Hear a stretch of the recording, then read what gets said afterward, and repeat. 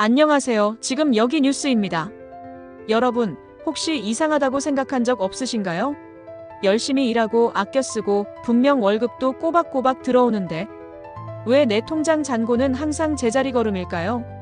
아니, 오히려 줄어드는 것 같기도 합니다. 범인은 바로 여러분 곁에 있습니다. 지금 이 순간에도 여러분의 돈을 조용히 아주 교묘하게 훔쳐가는 보이지 않는 도둑이 있습니다. 이 도둑의 정체를 모른다면 여러분은 평생 밑 빠진 독에 물만 붓게 될지도 모릅니다. 자, 너무 겁먹지 마세요. 오늘은 바로 이 보이지 않는 도둑의 정체를 파헤치고 그 도둑에게 빼앗긴 돈을 되찾을 수도 있는 역대급 기회. 최대 50만 원. 민생회복지원금에 대한 모든 것을 A부터 G까지 속 시원하게 완전 분해해드리겠습니다. 오늘 영상 끝까지 보시면 아, 경제가 이렇게 돌아가는 거였어? 하고 무릎을 탁 치시게 될 겁니다. 이 도둑은 사실 두 명의 공범으로 이루어져 있습니다. 첫 번째 도둑은 고물가입니다. 물가가 올랐다는 말 너무 많이 들어서 지겨우시죠? 이걸 아주 쉽게 비유해 볼게요. 여러분이 좋아하는 과자 한 봉지가 있다고 칩시다. 작년에는 1,000원이었어요. 그런데 올해 가보니 똑같은 과자가 1,200원으로 올랐습니다. 이건 무슨 뜻일까요? 내 돈 1,000원의 가치가 예전 같지 않다는 겁니다. 작년에 1,000원은 과자 한 봉지의 가치를 가졌는데 이제는 한 봉지를 못 사는 돈이 된 거죠. 이게 바로 인플레이션, 즉 화폐 가치의 하락입니다. 물가가 올랐다는 건 내 돈의 힘이 약해졌다는 뜻이에요. 내 월급이 그대로라면 저는 실질적으로 가난해지고 있는 겁니다. 마치 내 지갑에 구멍이 나서 돈이 조금씩 새어나가는 것과 똑같습니다. 이게 첫 번째 도둑의 수법이에요. 두 번째 도둑은 바로 고금리입니다. 금리가 높으면 예금 이자 많이 줘서 좋은 거 아냐? 라고 생각하실 수 있어요. 네, 맞습니다. 하지만 대부분의 사람들은 예금보다 대출이 훨씬 많다는 게 함정이죠. 금리를 돈을 빌리는 값이라고 생각해 보세요. 여러분이 집을 사거나 사업을 하려고 은행에서 돈을 빌렸습니다. 금리가 2%일 때는 한 달에 이자를 100만 원만 내면 됐는데 금리가 5%로 오르니까 이자가 250만 원으로 껑충 뛰는 겁니다. 갑자기 매달 150만 원씩 더 내야 하는 상황이 된 거죠. 이건 마치 매달 월세를 강제로 올려받는 건물주 같아요. 내 주머니에서 고정적으로 돈을 쭉쭉 빼가는 아주 무서운 도둑입니다. 자, 정리해볼까요? 고물가라는 도둑은 내 돈의 가치를 떨어뜨려서 소비할 힘을 빼앗고 고금리라는 도둑은 매달 내야 할 빚 부담을 늘려서 내 지갑을 직접적으로 털어갑니다. 이 두 명의 무시무시한 공범 때문에 지금 우리 국민들과 자영업자들, 즉 내수 경제가 심각한 감기 몸살을 앓고 있는 겁니다. 돈이 있어도 쓸 수가 없고 쓸 돈도 없는 최악의 상황인 거죠. 에이, 다들 힘든 시기인데 뭘 그렇게 호들갑이야? 라고 생각하실 수도 있습니다. 하지만 의사들이 감기를 무서워하는 이유가 뭔지 아세요? 바로 합병증 때문입니다. 지금 우리 경제에 감기도 그냥 두면 끔찍한 합병증으로 번질 수 있는 위험한 상황입니다. 이걸 소비 절벽의 도미노라고 불러봅시다. 제가 하나하나 넘어뜨려 볼게요. 첫 번째 도미노, 바로 나입니다. 물가도 비싸고 대출 이자 내기도 벅차니까 외식을 줄이고 커피를 줄이고 새 옷 사는 걸 망설입니다. 지갑을 닫아버리는 거죠. 두 번째 도미노, 동네 가게 사장님입니다. 여러분이 돈을 안 쓰니까 단골이던 김밥집 이모님, 카페 사장님, 옷가게 사장님의 매출이 뚝 떨어집니다. 요즘 사람이 왜 이렇게 없어? 한숨만 늘어가죠. 세 번째 도미노, 알바생과 중소기업입니다. 가게 장사가 안 되니 사장님은 어쩔 수 없이 알바생 근무 시간을 줄이거나 새로 뽑지 않습니다. 또 가게에 납품하던 식자재 공장, 의류 공장에 주문을 줄입니다. 알바생은 소득이 끊기고 공장은 물건이 안 팔려서 위기를 맞습니다. 네 번째 도미노, 대기업과 국가 경제입니다.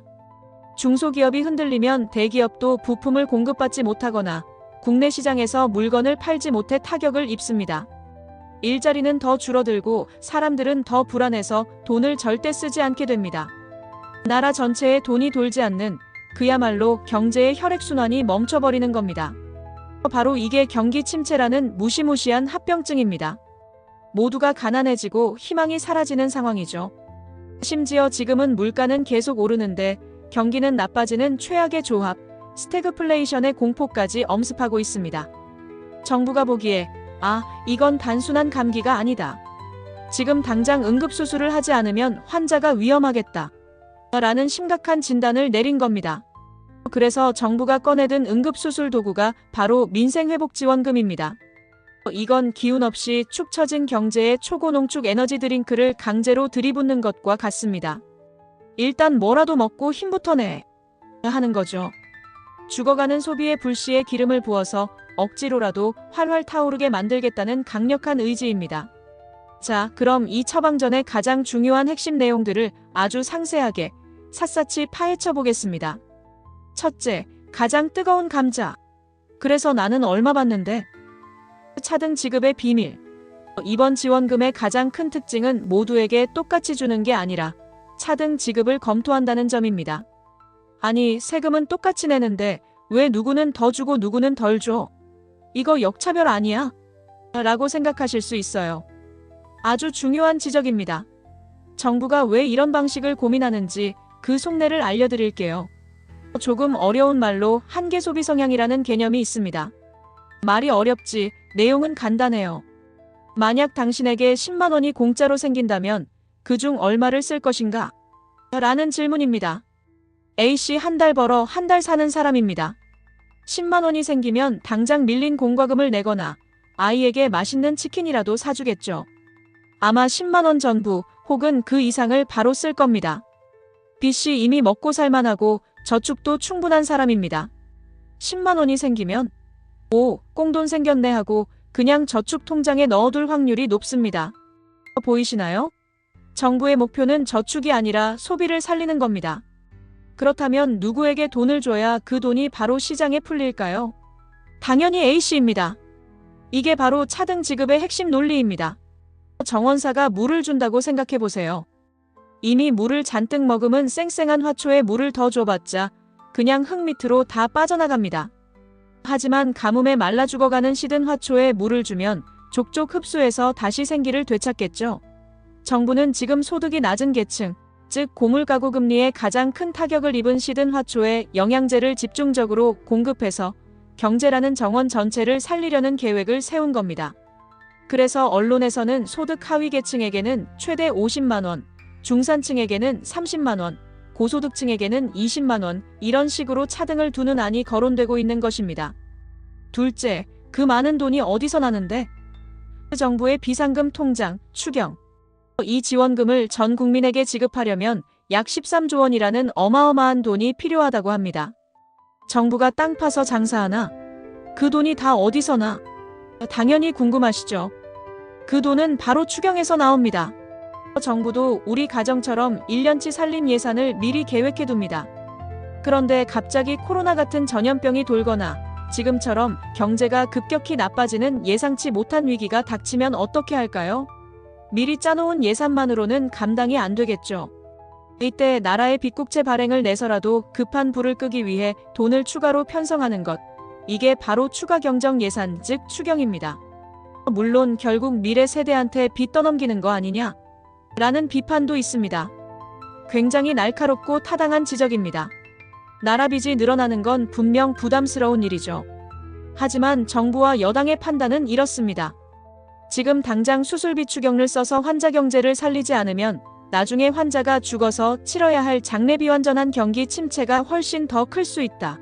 라는 절박함이 깔려 있는 겁니다. 즉, 미래에 더 큰 손실을 막기 위한 현재의 불가피한 투자라고 보는 것이죠. 자, 그럼 이 지원금 당장 다음 주에라도 우리 통장에 꽂히는 걸까요? 아쉽지만 아직 넘어야 할 산이 많습니다. 첫 번째 산은 국회 동의입니다. 추경안은 정부가 만들지만 최종 결정은 국회에서 합니다. 즉, 여당과 야당이 합의를 해야만 실행될 수 있습니다. 현재 야당은 보편적 지원 모두에게 똑같이 25만 원씩을 주장하고 있고 정부와 여당은 선별적 차등적 지원을 선호하고 있어서 이 둘 사이에 치열한 줄다리기가 예상됩니다. 두 번째 사는 인플레이션 재발 우려입니다. 이게 아주 중요한 딜레마인데요. 시장에 돈을 풀어서 소비를 살리려는 건데 갑자기 돈이 너무 많이 풀리면 어떻게 될까요? 수요가 급증해서 오히려 물가가 다시 폭등할 수도 있습니다. 이건 마치 한정판 운동화 100개가 있는데 갑자기 1000명의 사람이 돈다발을 들고 와서 사겠다고 덤비는 것과 같아요.